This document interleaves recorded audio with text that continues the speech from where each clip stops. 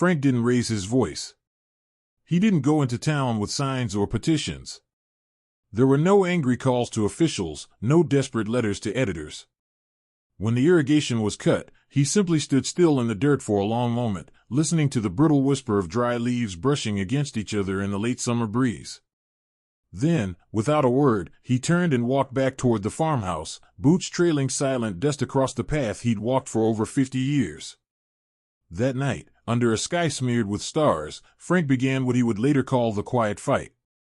In the shed behind the barn, lit only by the flicker of a single hanging bulb, he laid out everything he could find: old coffee tins, cracked buckets, a wheelbarrow with one good tire, forgotten pieces of garden hose too short to serve much purpose. One by one, he cleaned them. His hands, lined and calloused, moved without hesitation.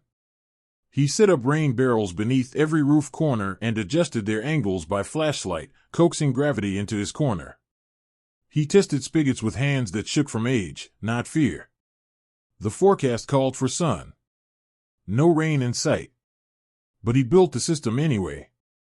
By morning, the shed was empty, the barrels full of hope rather than water. Frank didn't pause for breakfast. He filled a thermos with lukewarm coffee from the stove, grabbed his broad-brimmed hat, and returned to the fields. He started at the far end, the squash rows. Their leaves had already begun to curl at the edges. Frank knelt, scooping water with a dented ladle and pouring carefully at each root, measuring every ounce like it was gold. The soil hissed faintly as it drank.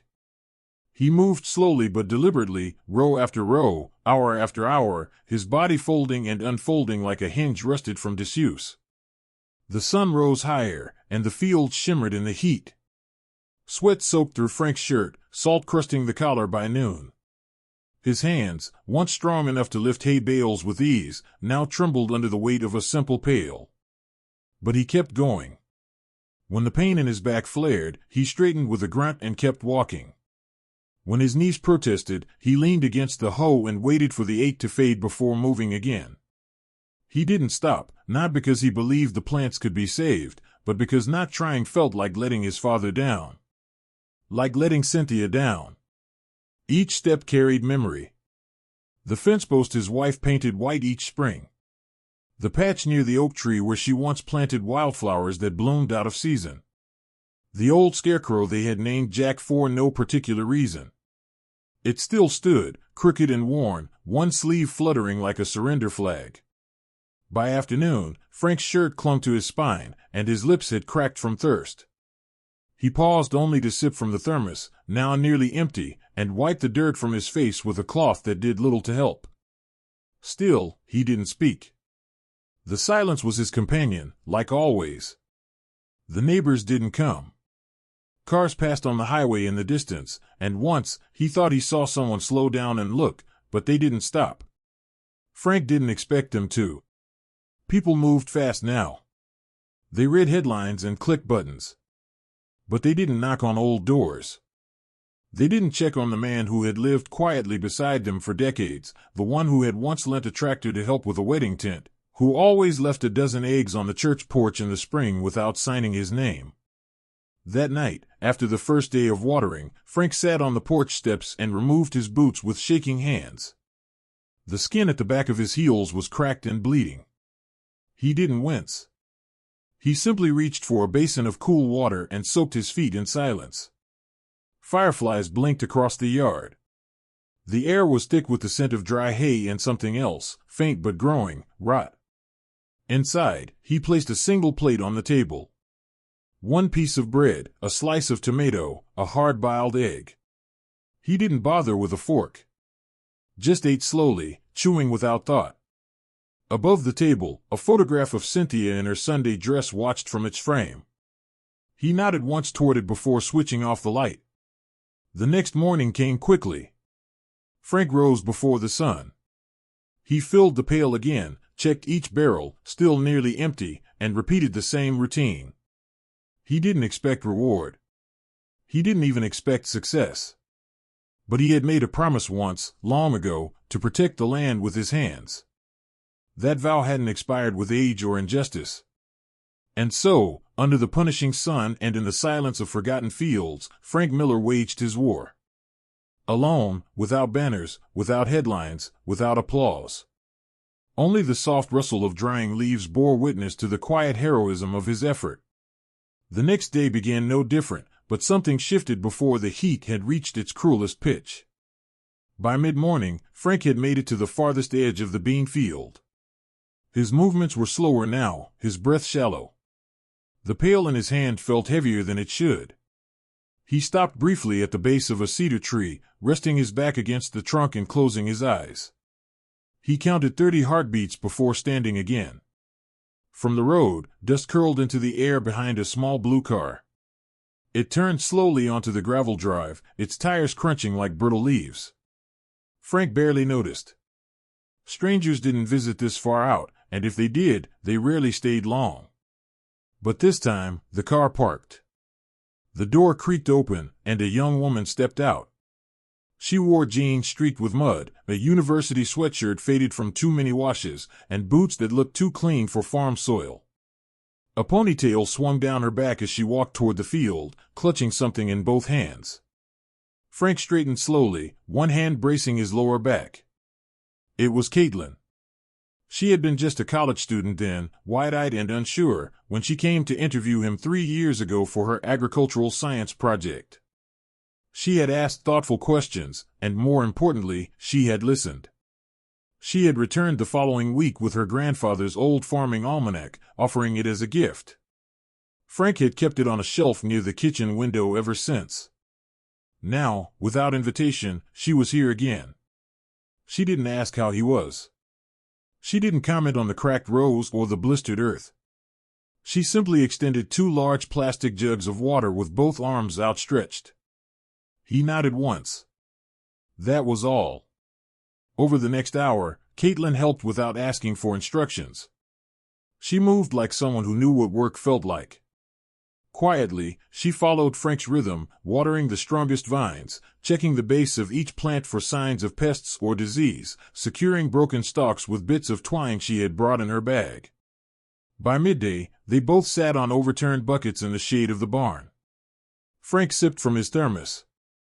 Caitlin unpacked a sandwich she'd brought, setting half on a paper towel and placing it near him without a word. They ate in silence. No one had eaten with Frank in that barn since Cynthia. After the break, Caitlin wandered into the tool shed in search of gloves. She began organizing the clutter instinctively, sorting through rusted trowels, tangled cords, seed trays, and stacks of faded gardening magazines. That's when she found the letter. It was folded tightly and stuffed beneath a stack of seed catalogs from the 1980s, the edges yellowed and torn. The envelope had no address. Only a name. D. Lawson. Caitlin unfolded it slowly. The handwriting was clean, deliberate. Frank.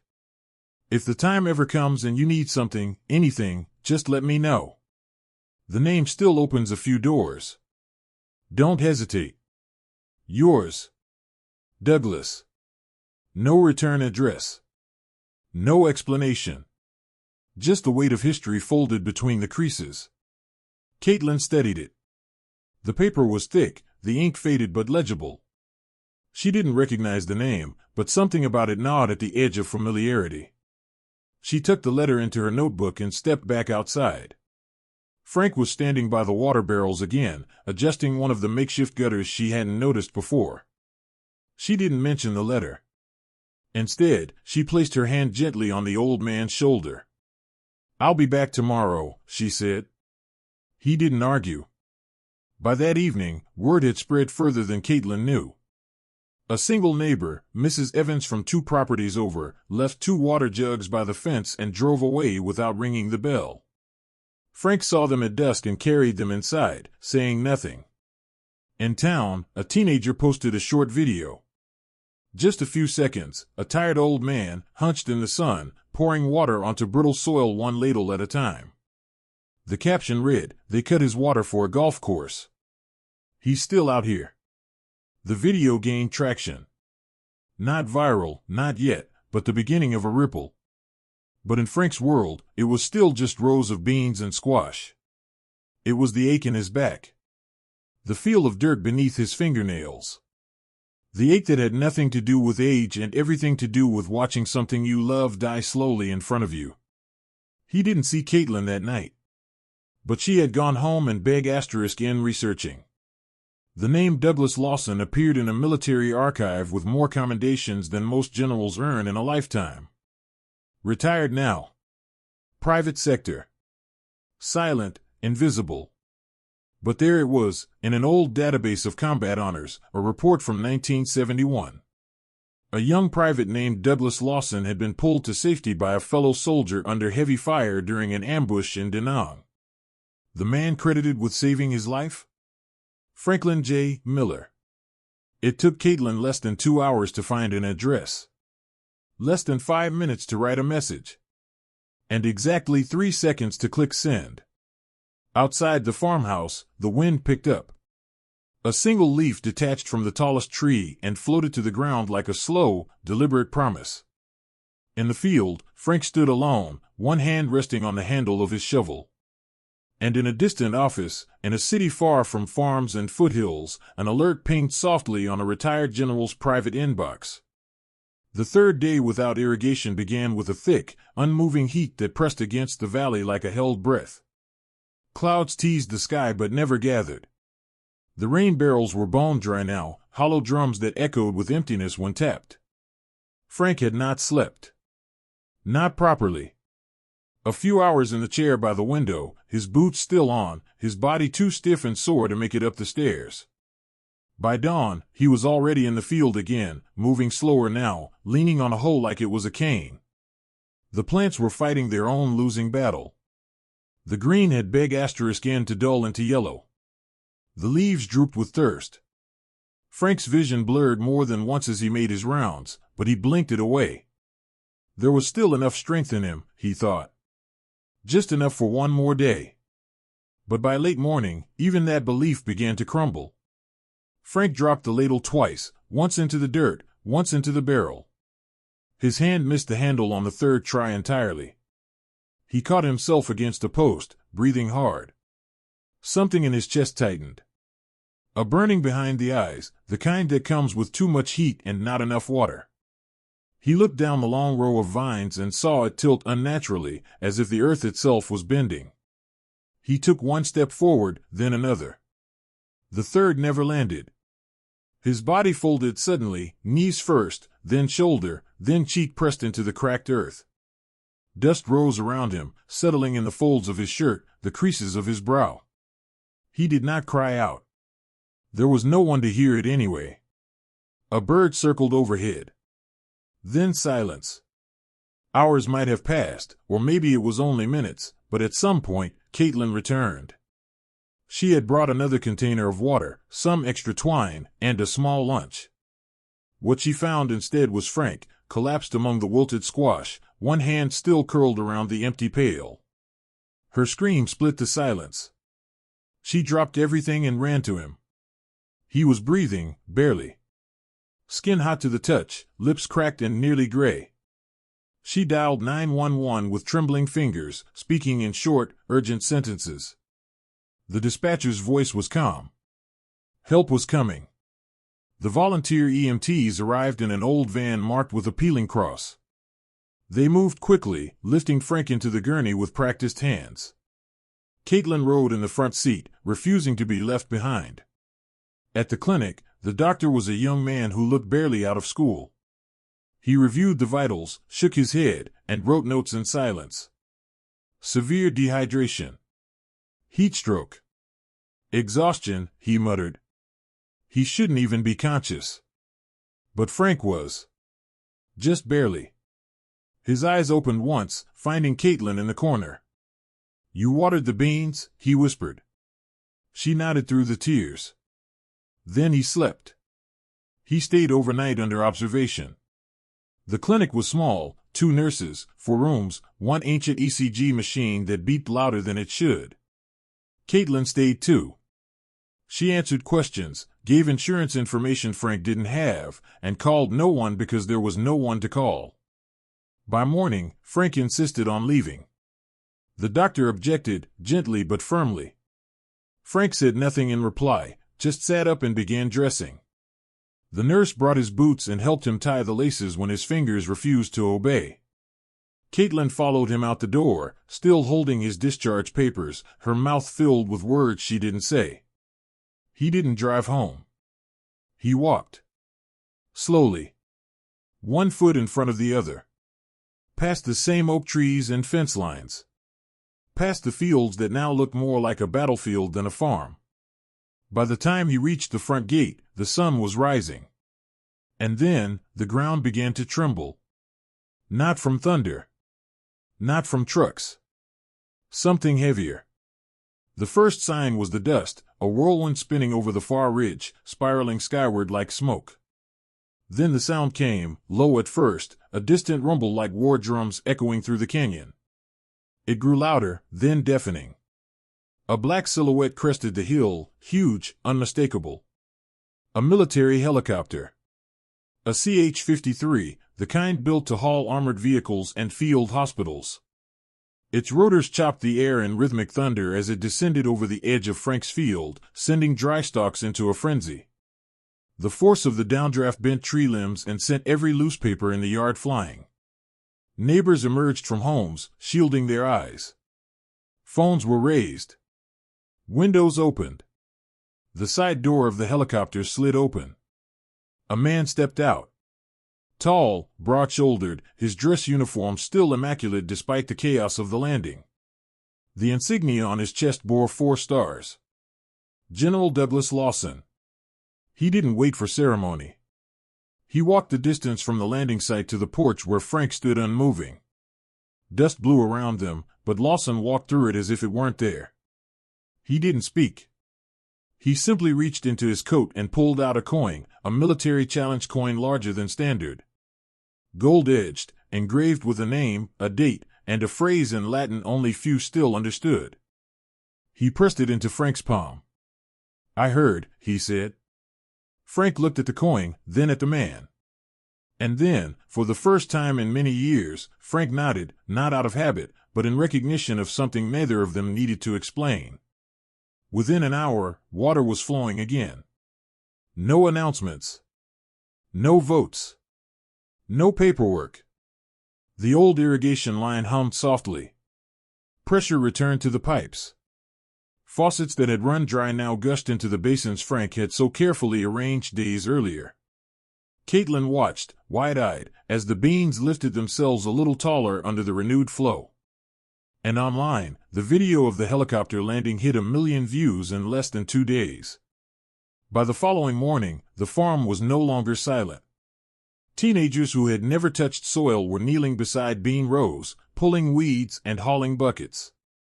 A local high school teacher arrived with his civics class, handing out gloves from the trunk of his car. The pastor from Woodbridge Baptist came too, rolling up his sleeves without sermon or fuss. Some brought water. Others brought food. A few just stood on the edges of the field, unsure how to help, but knowing they needed to be there. News vans arrived by noon. Cameras filmed rows of volunteers moving in tandem, filmed Frank in his withered hat giving slow, careful instructions without raising his voice. Reporters shouted questions. Frank said little. When pressed for a comment, he simply repeated the same words. "I just grow food." The video of General Lawson's visit had done more than go viral. It had pierced through the noise of 1 million daily scrolls and struck something older, deeper, an instinct for justice long dulled by bureaucracy and distance. Across town, pressure mounted. The Woodbridge Town Council, which had quietly pushed the irrigation shift in favor of golf courses and luxury developments, now faced hundreds of emails, angry calls, and a growing list of canceled memberships from the same affluent residents they tried to court. A special session was held 3 days later. Cameras lined the walls. Protesters waited outside, holding signs that read "Water is a right" and "Veterans before vacations." It took less than an hour. The council voted unanimously to amend the water map. Effective immediately, small family farms with veteran ownership were granted priority status, equal to residential zones. Frank's parcel was now considered essential agricultural infrastructure. A bureaucratic phrase, but one that would keep his land alive. Back at the farm, a sign had appeared overnight at the edge of the field. Hand-painted on a wooden board and staked into the earth with rope and care, it read, "This land feeds more than mouths, it feeds what we forgot." It had been made by a group of local students who had come after school, eyes wide with the kind of reverence reserved for war stories and legends. They didn't ask for autographs. They brought shovels and rakes. Frank didn't attend the council meeting. He hadn't left the farm since the collapse. But when a reporter read the council's resolution aloud to him on the porch, he nodded slowly and turned his gaze back to the hills. There were more important things to look after. The plants were responding. Slowly. A new green was rising in the center of shriveled vines. It would be weeks before the damage could be fully measured. Some crops would survive. Others would not. But the rose stood again. So did Frank. Each morning, he returned to the field with the same tin pail, though now it was only symbolic. A ritual. Volunteers had installed proper drip lines powered by solar panels donated by a local nonprofit. Engineers had even tested the soil and left him detailed reports with fertilizer suggestions, though Frank preferred to trust the color of the leaves. Meals began appearing on his porch. Casseroles. Stews. A loaf of fresh bread every Friday from a bakery that had barely acknowledged his presence before. Children left thank you cards tucked beneath stones. One read, "Thank you for not giving up, even when they took the water. You made me believe people still care." A box of mail arrived a week later, forwarded from the council office. Inside were letters, dozens of them. From veterans across the country. From farmers who had fought their own silent battles. From children who now asked their parents if they could plant something, anything. But the one that made Frank pause came in a plain envelope. Inside was a black and white photo of a young Marine, standing tall in front of a burned-out truck. Behind him, slumped in the dirt but smiling, was a man with a familiar face, younger, sharper, but unmistakable. Frank turned the photo over. One line was written in neat print. "You carried me out. This time, I carried your name forward." No signature. Frank set the photo on the windowsill, beside the picture of Cynthia. And for the first time in weeks, he allowed himself to sit without thinking about rain. That Sunday, the mayor came with a plaque. It was simple, wood with a bronze plate. It read, "To Frank Miller. Farmer. Veteran. Provider. When others took, you gave. When water failed, your hands remained. Let no community forget the ones who nourish it." The mayor gave a speech. Neighbors who had once looked away stood silent, hats in hands. Caitlin stood at the edge of the crowd, not needing to be acknowledged. Frank gave her a nod. It was enough. The plaque was mounted at the entrance to the farm. Right beneath it, students planted a new tree. A squash vine was already creeping toward its base. Frank didn't weep. He simply watched.